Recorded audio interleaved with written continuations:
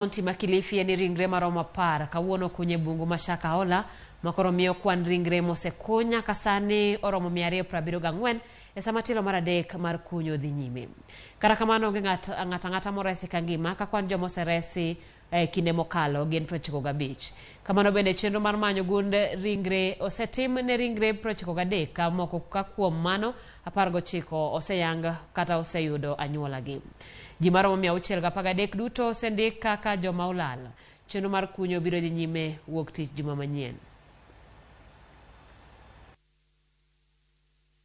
Our homicide team has been able to exhume 10 bodies, and we are going on, as I've said, with the opening of the roads. We've not been able to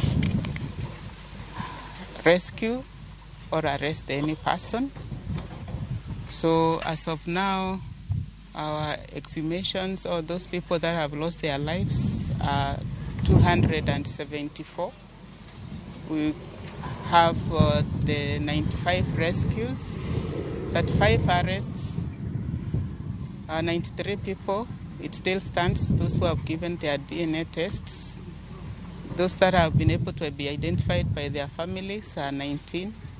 And our desk still remains with all those that have come to report their loved ones are missing, still stands at 613. Our teams take rest today, the homicide team.